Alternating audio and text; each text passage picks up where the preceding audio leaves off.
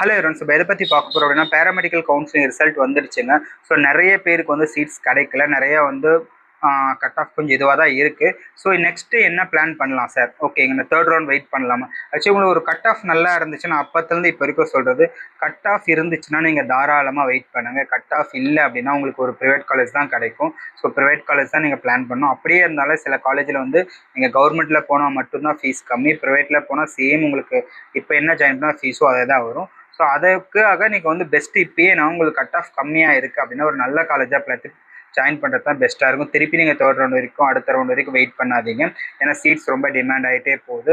நீங்கள் வந்து ரொம்ப வந்து பிலோவாக இருக்கிறீங்க, உங்கள் கட் ஆஃப் ரொம்ப கம்மியாக இருக்குது அப்படின்னு உங்களுக்கு தெரிஞ்சிச்சுனாவே நீங்கள் பெஸ்ட்டு இப்பயே ஒரு நல்ல காலேஜாக ஜாயின் பண்ணுங்க. ஏன்னா ஆல்ரெடி நிறைய காலேஜ் ஓப்பன் பண்ணி பேராமெடிக்கல் கோர்சஸ்லாம் 2 மந்த்தாக ரன் பண்ணிட்டு இருக்காங்க. இதுக்கு மேலே நம்ம வெயிட் பண்ணால் வந்து நம்மளுக்கு தான் இஷ்யூ ஆகும். ஸோ கரெக்டாக பிளான் பண்ணி அடுத்த ரவுண்டு நீங்கள் பிளான் பண்ணுறது பெஸ்ட்டாக இருக்கும். தேங்க்யூ.